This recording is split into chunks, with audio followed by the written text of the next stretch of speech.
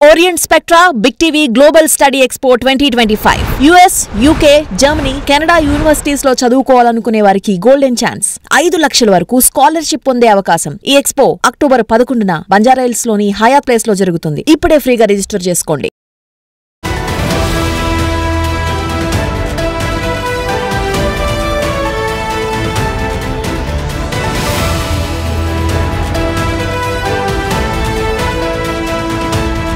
Breaking news. అమెరికాలో ప్రస్తుతం shut down కొనసాగుతోంది. షట్ డౌన్ కారణంగా చాలా సేవలకు అంతరాయం కలుగుతుంది. అత్యవసర సేవలకు తప్ప చాలా సేవలకు అంతరాయం కలుగుతుంది. అంతేకాదు ట్రంప్ తీసుకుంటున్న నిర్ణయాలు ప్రపంచ వ్యాప్తంగా చర్చకు కూడా గురవుతున్నాయి. ట్రంప్ తలతెక్క నిర్ణయాలు తీసుకుంటున్నాడు అని. అధ్యక్షుడు ట్రంప్కు కాంగ్రెస్కు మధ్య ఏకాభిప్రాయం కుదరకపోవడంతో కొన్ని బిల్లులు పాస్ కాకపోవడంతో, ఫైనాన్షియల్ బిల్ పాస్ కాకపోవడంతో అక్కడ షట్ డౌన్ ప్రక్రియ కొనసాగుతుంది. మరి ఇప్పుడు ఈ షట్ డౌన్ ఎన్నాళ్ళు కొనసాగుతుంది? 2018లో షట్ డౌన్ ఏకంగా 35 రోజుల పాటు కొనసాగింది. అప్పుడు కూడా ట్రంపే, ఇప్పుడు కూడా ట్రంపే. ఒకవేళ సుదీర్ఘకాలం ఈ షట్ డౌన్ కొనసాగితే అమెరికాలో ఎటువంటి పరిణామాలు ఉంటాయి? దాని ప్రభావం ప్రపంచవ్యాప్తంగా ఏమైనా ఉంటుందా? వీటితో పాటు ట్రంప్ తాజాగా తీసుకుంటున్న వివాదాస్పద నిర్ణయాలు చుట్టూ పెద్ద ఎత్తున చర్చ జరుగుతుంది. వాటిపై మనం చర్చించబోతున్నాం. ఈ చర్చలో మనకు అందుబాటులో ఉన్నారు డాక్టర్ బిఎం వినోద్ కుమార్ గారు, మాజీ అంబాసిడర్. ఆయన దగ్గర నుంచి మనం చాలా సమాచారాన్ని తెలుసుకుందాం. వినోద్ కుమార్ గారు నమస్తే అండి. నమస్కారం అండి. వినోద్ కుమార్ గారు, ట్రంప్ తీసుకుంటున్న ప్రతి నిర్ణయం ప్రపంచవ్యాప్తంగా చర్చకు దారితీస్తూ ఉంది. ఇప్పుడు ఫినాన్షియల్ బిల్ అక్కడ ఆమోదం పొందకపోవడంతో షట్ డౌన్ ప్రక్రియ కూడా ప్రారంభమైంది. ఈ షట్ డౌన్ గురించి కూడా ప్రపంచవ్యాప్తంగా చర్చ జరుగుతోంది. ఈ షట్ డౌన్ ప్రభావం అమెరికాపై ఎలా ఉంటుంది? దాని ప్రభావం ప్రపంచ దేశాలపై ఎలా ఉంటుంది? ముఖ్యంగా భారత్పై ఏదైనా ఉండే అవకాశం ఉంటుందా? రోహిత్ గారు, ఇప్పుడు మనం ఒక్కసారి ఈ ట్రంప్ అనే అమెరికన్ ప్రెసిడెంట్ గురించి ఆలోచించినట్టయితే ఏ నిమిషంలో ఏం చేస్తాడో అంతా ఏమైతుందంటే అన్ప్రిడిక్టబుల్, అన్సర్టనిటీ. సో దాంతో మీరు అప్పుడు ముందే చెప్పారు కదా, 18లో ట్రంప్ ఇటువంటి షట్ డౌన్ అంటే, ఇప్పుడు షట్ డౌన్ అమెరికాలో జరిగేది అంటే ఫెడరల్ గవర్నమెంట్ షట్ డౌన్, అంటే స్టేట్ గవర్నమెంట్స్ కి ఎఫెక్ట్ కాదు. అయితే ఫెడరల్ గవర్నమెంట్ షట్ డౌన్ అది 35 రోజులు, లాంగెస్ట్ పీరియడ్. ఇంతకు ముందు అంటే గత 50 ఏళ్ళ కనుక మనం చూసినట్టయితే ఆల్మోస్ట్ 25 సార్లు ఇలా షట్ డౌన్స్ జరిగినాయి. షట్ డౌన్ ఎందుకు జరుగుతుంది అని అంటే, ఇప్పుడు అమెరికన్ రూలింగ్ లో ఎవరైతే ఉంటారో ప్రెసిడెంట్ అనుకోండి, ఆయనకు కాంగ్రెస్ కు అది ఏమైనా అంటే డిఫరెన్సెస్ వచ్చినప్పుడు కాంగ్రెస్ అప్రూవ్ చేయకపోతే అది షట్ డౌన్ కి వచ్చేస్తుంది. అయితే ఈ బడ్జెట్ అప్రూవల్ లేకుండా ఎక్స్పెండిచర్ ప్రెసిడెంట్ చేయడానికి వీలు లేదు, ఎక్సెప్ట్ ఎసెన్షియల్ సర్వీసెస్ అనేది. కానీ ఈ ఎసెన్షియల్ సర్వీస్ లో ఉన్న వాళ్ళకు కూడా మాత్రం పేమెంట్ ఉందండి. మరి అది మళ్ళీ కాంగ్రెస్ బడ్జెట్ అప్రూవ్ అయిన తర్వాతనే అవుతుంది. అంటే డబ్బులు లేకుండా, పేమెంట్ లేకుండా పనిచేస్తున్నట్టు వాళ్ళు. ఎసెన్షియల్ సర్వీసెస్ అంటే ఇప్పుడు డిఫెన్స్ సర్వీస్ ఉన్నది అనుకోండి, హెల్త్ కేర్ ఉందనుకోండి, తర్వాత ఇప్పుడు ఎయిర్పోర్ట్స్, ఎయిర్ కంట్రోల్స్ అయి అనుకోండి, మోస్ట్ ఎసెన్షియల్ థింగ్స్ కాబట్టి అటువంటికి పని చేయడం జరుగుతుంది. కానీ వాళ్ళకు జీతాలు రావు. ఆ జీతాలు తర్వాత వచ్చేస్తే బడ్జెట్ అప్రూవ్ అయిన తర్వాత. ఇక నాన్ ఎసెన్షియల్ సర్వీస్ అన్నిటికీ మాత్రం షట్ డౌన్, అంటే ఫర్లో, అంటే 7,50,000 మంది ఫెడరల్ ఉద్యోగులు ఆల్మోస్ట్ సస్పెండ్ అయినట్టే లెక్క. అంటే ఉద్యోగంలో లేనట్టే లెక్క. వాళ్ళకు జీతం కూడా రాదు. మళ్ళీ ఇది షట్ డౌన్ మళ్ళీ కంటిన్యూ అయ్యి ఎంతకాలం అవుతుందో, దాని తర్వాత ఈ షట్ డౌన్ ఎగిరిపోయిన తర్వాత, తీసేసిన తర్వాత వాళ్ళు జాబ్లో జాయిన్ అయితే ఈ నెల రోజులు ఎందుకని గత 18లో 35 రోజులు షట్ డౌన్ అయింది కాబట్టి వాళ్ళకి జీతాలే లేవు. తిరిగి జాయిన్ అయిన వాళ్ళకి అంటే వాళ్ళందరూ సెలవుపై ఉన్నట్టే లెక్క, లాస్ ఆఫ్ పేలో అన్నట్టు మనం అనుకున్నాం కదా. అవునవును, లాస్ ఆఫ్ పేలో అన్నట్టు. తర్వాత ఇప్పుడు ట్రంప్ అనేది ఏంటంటే, అన్ఫార్చునేట్ గా ఇది మంచి అవకాశం నాకు, ఈ ఫెడరల్ ఎంప్లాయీస్ సగం మందిని తీసేస్తాను పర్మనెంట్ గా, అంతా తీసేస్తాను. అది డోజ్ అనేది పెట్టాడు కదా అప్పుడు గవర్నమెంట్ ఎఫిషియన్సీ దగ్గర నుంచి మన మస్క్ కొంతమంది తీసేస్తారు కదా, అప్పుడు పూర్తిగా తీసేయలేకపోయాడు. ఇది మంచి అవకాశం, నేను మొత్తం తీసేస్తా అంటున్నాడు. అంటే ఇక పిచ్చోన్ చేతిలో రాయి ఉన్నట్టే ఈ ప్రెసిడెంట్ ట్రంప్ చేతిలో వచ్చేసింది. అయితే ఇటువంటి షట్ డౌన్ వల్ల అమెరికన్స్ కు ఎంత లాస్ అవుతుంది, తర్వాత ఇతర దేశాల మీద ఎంత పడుతుంది, లాంగ్ టర్మ్ లో ఏంటి, షార్ట్ టర్మ్ ఏంటి మనం చూసుకున్నట్టయితే ఇమ్మీడియట్ గా పాపం అమెరికన్స్ మీద చాలా దెబ్బ పడుతుంది. ఎందుకనంటే ఇప్పుడు మెడికేర్ సప్లైస్, మెడిసిన్స్, తర్వాత ఈ ఫుడ్ అండ్ హెల్త్ కేర్, తర్వాత యూనివర్సిటీలలో ఎడ్యుకేషన్, తర్వాత రీసెర్చ్ ప్రోగ్రామ్స్ మొత్తం స్టాండ్ స్టిల్ అయిపోతాయి. తర్వాత ఫెడరల్ గవర్నమెంట్ నుంచి వచ్చే బడ్జెట్లు అన్ని ఆగిపోయి ఈ స్టేట్లలో కూడా చాలా ఎఫెక్ట్ అవుతుంది. సో అందువల్ల డొమెస్టిక్ గా ఎంతో ఎఫెక్ట్ పడి, ఇక మెయిన్ గా మాత్రం ఎంప్లాయీస్ అంత పాపం ఇప్పుడు 7,50,000 పైచులకు వాళ్ళందరినీ ఫర్లో చేసింది కాబట్టి అందులో ఎంతమంది రిటర్న్ అవుతారు, ఎంతమంది ఉద్యోగాలు ఊడిపోతాయి అనేది ఇంకా అన్సర్టనిటీ. సో ఇంత అన్సర్టనిటీ ఉన్నప్పుడు ఏమవుతుందని అంటే అక్కడి డిసిషన్స్ అంటే నార్మల్ గా ఇప్పుడు ఎందుకు జరిగింది ఇది అంటే ఒక్క మాటలు మాట్లాడితే సెనేట్ లో రిపబ్లికన్స్ కు డెమోక్రాట్స్ కు మేజర్ ఇష్యూ వచ్చింది ఏంటంటే ఇప్పుడు ఎక్స్పెండిచర్, అప్రూవల్ ఆఫ్ ఎక్స్పెండిచర్ వచ్చినప్పుడు main issue health care. Obama health care continue కావాలని వీళ్ళు మన డెమోక్రాట్స్ అంటున్నారు.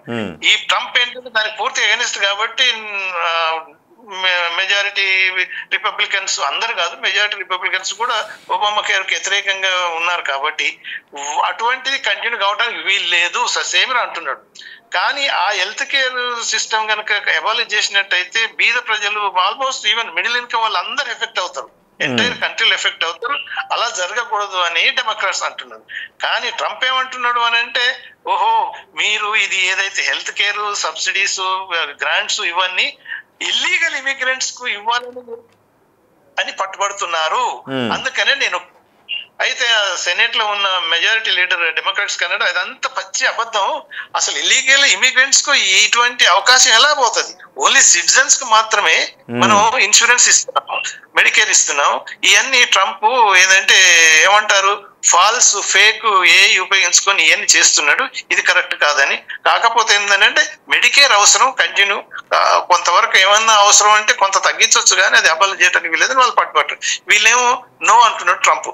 అంటే ఇది ఒక సాకు తీసుకొని చాలా మంది ఎంప్లాయీస్ ను పర్మనెంట్ గా డిశ్చార్జ్ చేయాలనే ఉద్దేశం అయితే ట్రంప్ ఉన్నది. కాబట్టి మరి ఇది ఎంత దూరం పోతుంది అని అంతమంది ఫెడరల్ ఉద్యోగాలు కోల్పోతే దాని ఎఫెక్ట్ ఎలా ఉంటుందంటారు, అసలు ఎవరిపైన ఉంటుంది? ఇప్పుడు డొమెస్టిక్ గా బోర్డు అంత ఉంటది, సర్వీసెస్ ఏం ఎక్స్టెండ్ కావు. ఎందుకు అని అంటే వాళ్ళు లేనప్పుడు ఇప్పుడు హెల్త్ కేర్ ఉంది అనుకోండి, దానికి బడ్జెట్ కావాలి, దానికి ఎంప్లాయీస్ కూడా ఉండాలి. సో రెండు తీసేస్తారు అనుకోండి, సో స్టాండ్ స్టిల్ అయిపోయి చాలా వరకు ఎఫెక్ట్ అవుతుంది. తర్వాత ఎడ్యుకేషన్ ఉందనుకోండి, ఆ రీసెర్చ్ గ్రాంట్స్ లేవు, తర్వాత స్టాఫ్ అందరినీ తీసేసినప్పుడు ఎడ్యుకేషన్ ఎలా కంటిన్యూ అవుతుంది. దాని తర్వాత ఇప్పుడు అంటే అఫ్ కోర్స్ కంప్లీట్ క్లోజ్ అయిపోయినాయి, ఈ మ్యూజియంస్ అయిపోయినాయి, రీసెర్చ్ సెంటర్స్ క్లోజ్ అయిపోయినాయి. తర్వాత ఈవెన్ నార్మల్ పోలీసింగ్ కూడా కొంతవరకు కష్టం అవుతుంది. సో ఎనీ సర్వీస్ కావాలంటే దానికి రెండు ఉండాలి కదా, స్టాఫ్ ఉండాలి, దానికి బడ్జెట్ ఉండాలి. సో రెండింటికి అడ్జస్ట్ అంటున్నాడు. సో డొమెస్టిక్ గా చాలా ఎఫెక్ట్ అవుతుంది, వాళ్ళకి చాలా కష్టాలు పాలవుతారు. ఎందుకంటే లాస్ట్ టైం 18 లో ఇది జరిగినప్పుడు ఒక్కొక్క రోజుకు $400 నుంచి $500 మిలియన్ లాస్ వస్తుంది గవర్నమెంట్. ఓకే, ఆల్మోస్ట్ ఇప్పుడు చూసినట్టు 18 కు ఇప్పుడు కంపేర్ చేస్తే $500 బిలియన్ వర్త్ ఆఫ్ లాస్ అవుతుంది. సో ఇది వాళ్ళ ఆర్థిక వ్యవస్థ మీద ఎంత ప్రభావం ఉంటుందంటారు, ఎలాంటి ప్రభావం ఉంటుంది? ఇప్పుడు ఒక్కొక్క రోజుకు కనీసం ఒక $500 బిలియన్ వర్త్ లాస్ వస్తుంది. అలానే కాకుండా సర్వీసెస్ అని మాక్సిమం ఎఫెక్ట్ అయిపోతుంది. ఇప్పుడు వాటర్ వర్క్స్ ఉందనుకోండి, సింపుల్ ఈవెన్ ఎసెన్షియల్ సర్వీసెస్ అని ఏదో చెప్తున్నారు కానీ ఎసెన్షియల్ సర్వీస్ లో ఇప్పుడు సింపుల్ ఎసెన్షియల్ సర్వీసులలో డిఫెన్స్ సర్వీస్ లోనే 3,35,000 వర్కర్స్ ఫర్లో కాబోతున్నారు. అంటే సివిలియన్స్ ఉంటారు కదా అక్కడంత సర్వీసెస్, ఓన్లీ సోల్జర్స్ కి తప్ప మిగతా వాళ్ళందరికీ మళ్ళీ నో పేమెంట్, నో కంటిన్యూషన్, ఎంతవరకు కంటిన్యూ అవుతారో కూడా తెలియదు. సో అంటే ఎసెన్షియల్ సర్వీస్లలో కూడా ఎఫెక్ట్ అవుతుంది, నాన్ ఎసెన్షియల్ సర్వీస్ టోటల్ గా ఎఫెక్ట్ అవుతుంది. సో అది డొమెస్టిక్ గా ఎకానమీ కూడా దెబ్బతింటది. తర్వాత అక్కడ ఉన్న వాళ్ళు ఇది ఏం ఈవెన్ బిజినెస్ పీపుల్ కూడా వాళ్ళు ఏం చేయాలి అసలు అంటే కాంట్రాక్ట్స్ కమ్ముకోవాలన్నా ఇప్పుడు సింపుల్ ఇప్పుడు సర్వీసెస్ ఎఫెక్ట్ ఎలా అవుతాయంటే ఇప్పుడు అన్ని ఎక్స్పోర్ట్ చేస్తుంది, అమెరికా అంతా ఇంపోర్ట్ చేసుకునే కదా బతికేది. సో వచ్చిన అన్ని సర్వీసెస్ ను ఇప్పుడు ఏదైతే ట్రేడ్ బిజినెస్ కనుక చూసినట్టయితే కస్టమ్స్ ఎక్సైజ్ వాళ్ళంతా ఎవరు పనిచేయరు కదా, వాళ్ళంతా ఫర్లోర్ అయినప్పుడు వచ్చిన గూడ్స్ కూడా అన్ని మొత్తం అలానే సీలో నిలిచిపోతాయి. ఏమాత్రం చేసుకోవడానికి వీళ్ళు.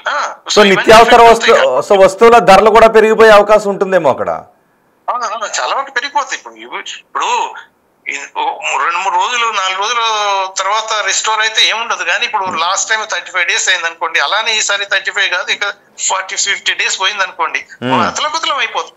ప్రజలు అంటే వాళ్ళ సర్వీసెస్ దెబ్బతింటాయి, వాళ్ళ ఎకానమీ దెబ్బతింటది, తర్వాత ఈవెన్ వాళ్ళ క్రెడిట్ రేటింగ్ కూడా డౌన్ అయిపోతుంది. అంటే రిపుల్ ఎఫెక్ట్ ఉంటది. దానివల్ల ఇంటర్నేషనల్ గా, ఎందుకంటే American is the largest economy connected with ప్రతి ఒక్కరికి ఉన్న కంట్రీ కాబట్టి ఇప్పుడు మనమే చూసుకుందాం. సో నౌ మన మీద ఎంత ఎఫెక్ట్ ఉంటుంది కనుక చూస్తే, మనకు లార్జెస్ట్ ట్రేడింగ్ పార్ట్నర్ యుఎస్ఏ మనకు. సో ఆల్మోస్ట్ లాస్ట్ టైం 125 దాకా బిలియన్స్ మనం ట్రేడ్ చేసుకుంటే 85 ఎక్స్పోర్ట్ చేసాం, 41-42 ఇంపోర్ట్ చేసుకున్నాం. అందుకనే వాళ్ళు 40 billions ప్లస్ ఉన్నాయని వాడు మన మీద తారీఫ్లు వేసేసాడు ట్రంప్. సో అంటే ఇంత ఎఫెక్ట్ పడుతుంది. ఎందుకు అని అంటే ఇప్పుడు మనం పంపించిన గూడ్స్ కూడా వాళ్ళు కస్టమ్స్ వాళ్ళు రిలీజ్ చేయకపోతే దాని మీద ఎఫెక్ట్ పడుతుంది. దాని తర్వాత ఏమవుతుంది అని అంటే ఇప్పుడు వీసా సర్వీసెస్ చూడండి, సింపుల్ గా మన ఇండియాలో ఉన్న వాళ్ళ ఎంబసీలలో కూడా సర్వీసెస్ చేయలేరు. వాళ్ళంతా పేమెంట్ ఉండదు వాళ్ళకు. సో అది ఫర్దర్ డిలే అయిపోతుంది. తర్వాత ఇప్పుడు మనకు ఐటీ వర్కర్స్ ఉన్నారు, స్టూడెంట్స్ ఉన్నారు, పోనీకి వాళ్ళంతా ఎంతో అసలే నెలల తరబడి పడుతున్నది. ఇక ఈ షట్ డౌన్ వల్ల ఏమవుతుందంటే అసలే ఉన్న వాళ్ళు కూడా పని చేయలేకపోతారు. కాబట్టి దాని ఎఫెక్ట్ మన మీద చాలా ఉంటుంది. అంటే ట్రేడ్ మీద ఉంటుంది, మన స్టూడెంట్స్ ఎడ్యుకేషన్ మీద ఉంటుంది. తర్వాత financial institutions, for example stock market మొత్తం పడిపోయింది అక్కడ నిన్ననే యుఎస్ లో. ఇప్పుడు మనకు హాలిడే కాబట్టి తర్వాత మన దాని మీద పడుతుంది, ఎందుకంటే ఇంటర్ కనెక్టెడ్ కదా. దాని తర్వాత ఫైనాన్షియల్ ఇన్స్టిట్యూషన్స్, ఇప్పుడు ఫారెన్ ఇన్స్టిట్యూషన్ ఇన్వెస్టర్స్ అంతా భయపడి ఏం చేస్తున్నారంటే విత్డ్రా చేసుకుంటారు, మనీ తీసుకొని వెళ్ళిపోతారు మళ్ళీ అమెరికా. తర్వాత ఏం జరుగుతుందో అని. సో అప్పుడు మన ఇండియాలో కూడా స్టాక్ మార్కెట్ పడిపోతుంది, మన బాండ్స్ కూడా ఎఫెక్ట్ అవుతాయి. ఎంతంటే రిపుల్ ఎఫెక్ట్, ఇది కాస్కేడింగ్ ఎఫెక్ట్ ఉంటది. వాళ్ళు అంటే ప్రెసిడెంట్ ట్రంప్ తీసుకునే చర్య ఏదో అక్కడికే పరిమితం కాకుండా మన అన్ని దేశాలలో పడుతూ మన మీద కూడా బోల్డంత ఎఫెక్ట్ ఉంటది. అని అంటే మన ఎకానమీ మీద ఉంటది, మన ఎడ్యుకేషన్ ఉంటది, మన సర్వీసెస్ మీద ఉంటది. సో ఈవెన్ ఫర్ ఎగ్జాంపుల్ ఇప్పుడు రీసెర్చ్ ఇన్స్టిట్యూషన్స్ కూడా అన్ని క్లోజ్ అయిపోయినాయి అక్కడ. తర్వాత ఇప్పుడు మనకు డిఫెన్స్ ఇది ఎసెన్షియల్ సర్వీస్, అది ఎఫెక్ట్ కాదని అనుకుంటారు కదా, అవుతుంది. ఇప్పుడు మనకు $billions వర్త్ డిఫెన్స్ ఎక్విప్మెంట్ మనం ఇంపోర్ట్ చేసుకుంటున్నాం. దాన్ని ప్రాసెసింగ్ చేసేటట్టు ఉంటాడు అక్కడ. ఎందుకంటే దేర్ ఆల్ సివిలియన్స్ కదా, సోల్జర్ వచ్చి కదా ప్రాసెస్ చేసేది. ఈ కాంట్రాక్ట్స్ అన్ని డిలేస్ అయిపోతాయి. అదే కాకుండా ఇంకో ఇమ్మీడియట్ ఎఫెక్ట్ అవుతుందంటే ఈవెన్ ఇప్పుడు సప్లై చేసిన వాళ్ళకి కూడా ఈ కాంట్రాక్టర్స్ కూడా పేమెంట్స్ రావు, ఆగిపోతాయి. అంటే ప్రస్తుతానికి అత్యవసర సేవలకు ఇబ్బంది లేదు అని అనుకుంటున్నా, తర్వాత అత్యవసర సేవలపై కూడా దీని ఎఫెక్ట్ ఎక్కువగా ఉంటుందంటారు. నేచురల్ గా ఇప్పుడు మనకు చూడడానికి మాత్రం అత్యవసర సర్వీసెస్ ఎఫెక్ట్ కాకుండా నడుస్తాయి అనేది పైన పేపర్ మీద ఉంటుంది తప్ప, దాన్ని లోతుగా పోయినట్టయితే ఆ సర్వీసెస్ కంటిన్యూ కావాలంటే ఇప్పుడు అదే డిఫెన్స్ అన్నాడు, ఓకే సోల్జర్స్ కు వాళ్ళకు ఓకే మేమేం ఎఫెక్ట్ చేయము, వాళ్ళ సాలరీస్ వాళ్ళైనా కానీ వాళ్ళకు కూడా పేమెంట్ కాదు ఇప్పుడు. అవును, వాళ్ళు సర్వీస్ లో ఉంటారు కానీ వాళ్ళకి సపోర్ట్ చేసే సివిలియన్స్ ఆల్మోస్ట్ 1 soldier కు 2 people టోటల్ గా సర్వీసెస్ అంత సెక్టర్ లేకపోతే అది నడవదు కదా, డిఫెన్స్ అయినా మిలిటరీ అని. సో వాళ్ళు లేరు. సో కాబట్టి అది ఎఫెక్ట్ అవుతుంది. సో ఇమీడియట్ గా షార్ట్ టైమ్ లోనైనా వాళ్ళకి ఎఫెక్ట్ అయింది. ఇక లాంగ్ టర్మ్ లో అయితే చాలా ఎఫెక్ట్ అవుతుంది. డౌన్ గ్రేడ్ అయిపోతుంది అమెరికన్ ఎకానమీలో. ఈవెన్ రేటింగ్స్ లో కూడా స్టార్ట్ చేస్తారు. వాళ్ళు డౌన్ గ్రేడ్ చేశారంటే మళ్ళీ బాండ్స్ చాలా ఎఫెక్ట్ అయిపోతాయి. దాని తర్వాత ఈవెన్ డాలర్ కూడా పడిపోతుంది, ఒక ప్లాంట్ అయిపోతుంది. దానివల్ల ఫారెన్ ఎక్స్చేంజ్ ఇప్పుడు మనకు 700 billions దాకా ఇప్పుడు ఫారెన్ ఎక్స్చేంజ్ డాలర్స్, మిగతా యూరో ఏం పెట్టుకున్నాం కదా, డాలర్స్ మ్యాక్సిమం కాబట్టి దాని వాల్యూ పడిపోతుంది. తర్వాత దాని క్రెడిబిలిటీ తగ్గిపోతుంది. సో ఇవన్నీ రిపుల్ ఎఫెక్ట్ ఉంటాయి. కాబట్టి ఈ సెట్ డౌన్ అనేది ఇది ట్రంప్ ఈ వాంటెడ్ అంటే స్కోర్ ఏ పాయింట్ ఏంటంటే డెమోక్రాట్స్ ను ఆ పార్టీని బ్లేమ్ చేయాలని, ఈ గ్రాంట్స్ ఇవన్నీ పేమెంట్స్ అన్ని ఈ ఇల్లీగల్ ఇమిగ్రెంట్స్ కు చేరాలని వీళ్ళు పట్టుబడుతున్నారు డెమోక్రాట్స్. నేను మాత్రం అది జరగటానికి వీలు లేదు, ఓన్లీ మన అమెరికన్స్ కే లాభం చెందాలని నేను ప్రయత్నం చేస్తుంటే వీళ్ళు కోఆపరేట్ చేయట్లేరు. అందుకని సెట్ ఉంది అనేది దే ఆర్ పుట్టింగ్ చెప్తున్నమాట. కానీ నిజానికి ఇప్పుడు అమెరికా ఆర్థిక వ్యవస్థ ఇబ్బంది పడుతుంది, అమెరికా ప్రజలే కదా ఇబ్బందులు పడుతున్నారు, అమెరికా పౌరుల ఉద్యోగాలు అయిపోతాయి. ట్రంప్ అసలు అతని నిర్ణయాన్ని ఎలా చూడాలి, అతని ఆలోచన విధానాన్ని ఎలా చూడాలి? ఇప్పుడు అదే అంటారు కదా, పిచ్చోన్ చేతిలో రాయి ఉన్నట్టు అయిపోయింది. ఇప్పుడు ప్రెసిడెంట్ అయిపోయింది కాబట్టి ఇప్పుడు మొన్న వాల్మార్ట్ వాళ్ళు పెద్ద పెద్ద బిజినెస్ పీపుల్ కూడా వచ్చి ఎంటీ ఉన్న సెల్ఫ్స్ చూపించారు. ఏంటి ఎంతకాలం అనేది ప్రజలు మన సిటిజన్స్, అమెరికన్ సిటిజన్స్ ఎఫెక్ట్ అవుతున్నారు.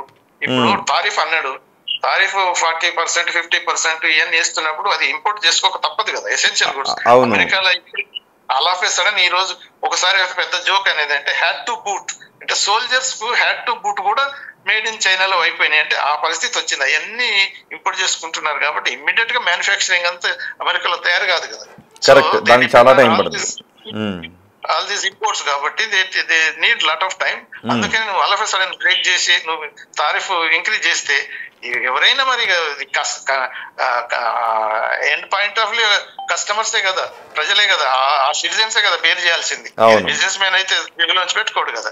సో అందుకని ఆల్రెడీ బోర్డు అంత ఎస్కే అంటే ప్రైస్ రైజ్ అయిపోతుంది. అయితే అన్ఎంప్లాయ్మెంట్ ఈ స్టాటిస్టిక్స్ అన్ని ఈ వారంలో వచ్చేది ఉంటది. సో ఇప్పుడు ఎవరు పనిచేయట్లేరు కాబట్టి అది కూడా రాదు.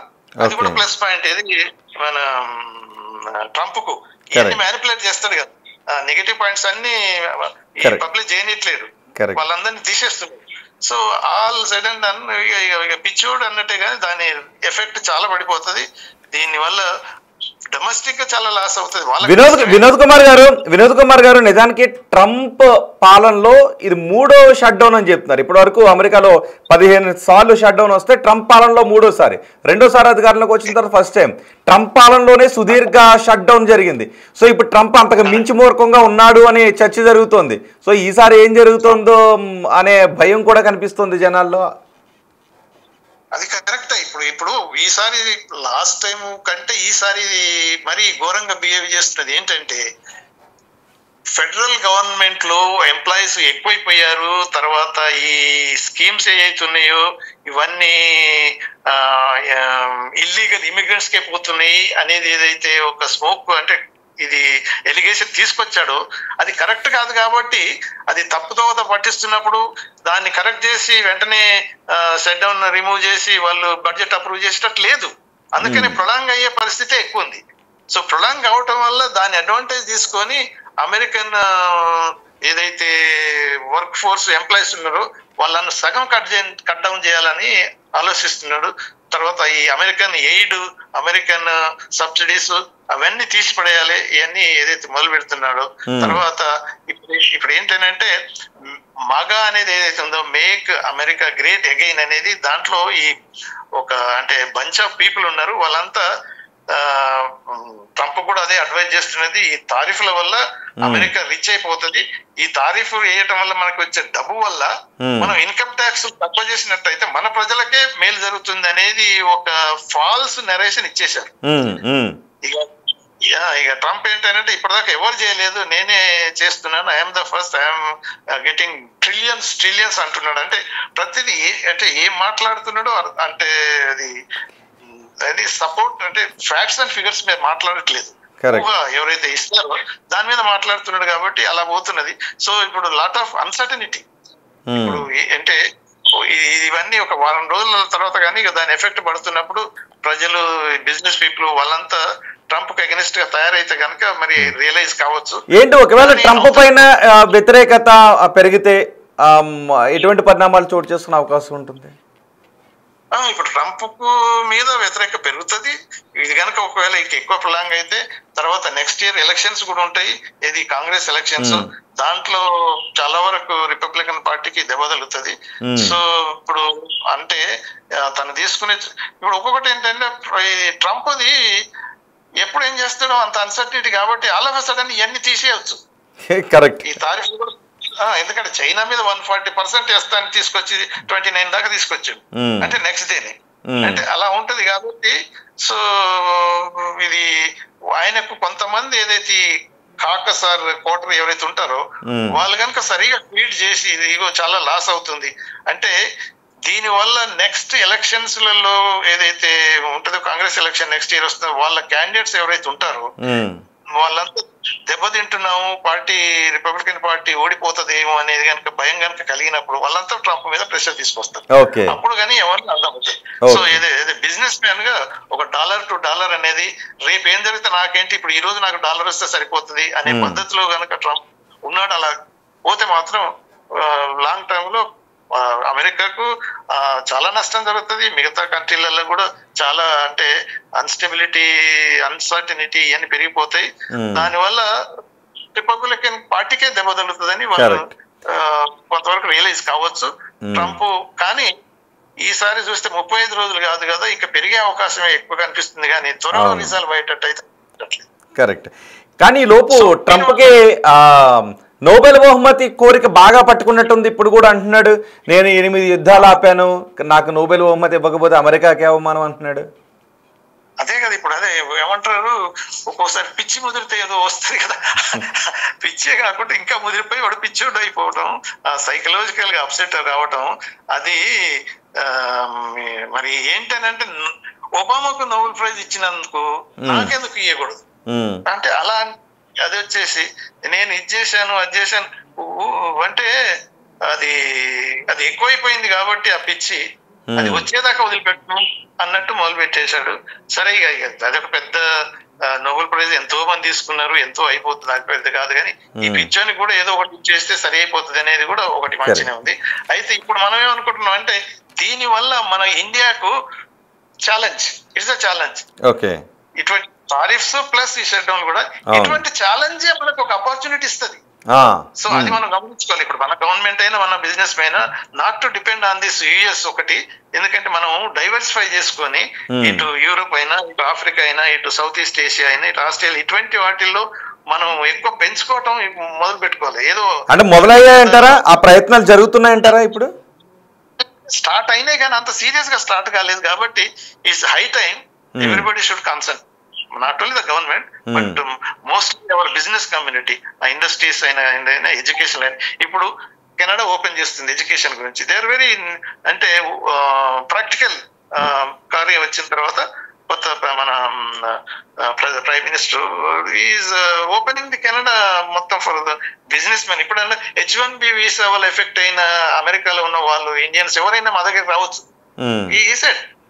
సో తర్వాత ఈ బిజినెస్ పీపుల్ కూడా అంటే అదే కానీ మనం వీ హ్యావ్ టు బి అంటే ఇప్పుడు ఇటువంటి క్లిష్ట పరిస్థితుల్లో ఆల్టర్నేటివ్స్ వెతుక్కోవటం, వాటిని పర్సూ చేయటం ఒక్కోసారి ఇమీడియట్ గా కాకపోయినా, బట్ అమెరికా ఈ రోజు ట్రంప్ ఉండగా ఇంకొకటి ఇటువంటి పిక్చర్లైనా వచ్చే అవకాశాలు ఎక్కువ ఉన్నాయి అక్కడ.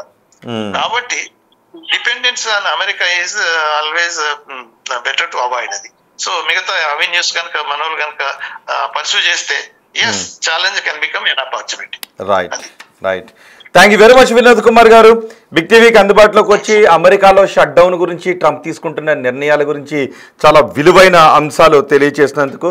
సో మొత్తానికి ఈసారి ట్రంప్ గతంలో కంటే కొంచెం చాదస్తంగా ఎక్కువ కనబడుతున్నాడు, చాదస్తంగా ఉన్నాడు. వయసు పెరిగే కొద్దీ పెరిగే సహజమైన చాదస్తం, సహజంగానే ట్రంప్ చాదస్తం ఎక్కువ, వయసు పెరిగే కొద్దీ ఆ చాదస్తం ఇంకా పెరిగింది అని చెప్తున్నారు. అదే చర్చ జరుగుతుంది. సో అందుకే ట్రంప్ ఇటువంటి నిర్ణయాలు తీసుకుంటున్నాడని. అమెరికాలో కాంగ్రెస్కి ట్రంప్కు మధ్య ఏకాభిప్రాయం కుదరడం లేదు. షట్ డౌన్ రాకుండా ఉండటానికి కాంగ్రెస్ చాలా ప్రయత్నాలు చేసింది. అమెరికా అధ్యక్షుడితో ప్రైవేట్గా మాట్లాడే ప్రయత్నాలు కూడా చేసింది, కానీ ఏమీ కూడా ఫలించలేదు. ఇటు రిపబ్లికన్లు చెప్తున్నారు, డెమోక్రాట్లతో అయితే చర్చలే ఉండకూడదన్న ఆలోచనలో డెమోక్రాట్లు కూడా కనిపిస్తున్నారు. మొత్తానికి ఈ పరిణామాలన్నీ కూడా అమెరికా పౌరులకు, అమెరికాకే నష్టం కలిగించే విధంగా పరిణమించే అవకాశం ఉంటుంది అనే చర్చ జరుగుతుంది. షట్ డౌన్ ఎఫెక్ట్ వల్ల ఎఫెక్ట్ అయ్యేది అమెరికా పౌరులే. అమెరికా పౌరులకి రాబోయే రోజుల్లో ఒకవేళ సుదీర్ఘకాలం షట్ డౌన్ ప్రక్రియ కొనసాగితే అమెరికాలో అత్యవసర సేవలపై కూడా దీన్ని ఎఫెక్ట్ పడే అవకాశం ఉంటుంది. ఈ షట్ డౌన్ ప్రభావం ఇతర దేశాలపైన ఉంటుంది, భారతదేశం పైన ఉంటుందనే అభిప్రాయాన్ని వ్యక్తం చేస్తున్నారు. మరి చూద్దాం. గతంలో 35 రోజుల పాటు అమెరికా చరిత్రలోనే సుదీర్ఘకాలం పాటు 2018లో ఇదే ట్రంప్ హయాంలో, ప్రభుత్వ హయాంలో సుదీర్ఘకాలం పాటు 35 రోజులు షట్ డౌన్ కొనసాగింది.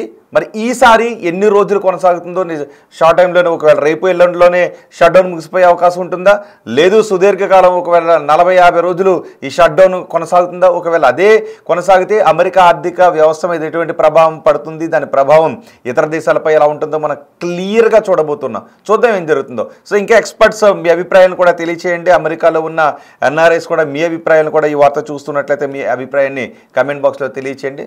సో దట్ మనకి కొంత ఇన్ఫోగా కూడా ఉంటుంది, జనాలకు కూడా కొంత ఇన్ఫర్మేషన్ ఇచ్చినట్టుగా కూడా ఉంటుంది. సో మీ అభిప్రాయాన్ని కమెంట్ బాక్స్లో తెలియచేయండి.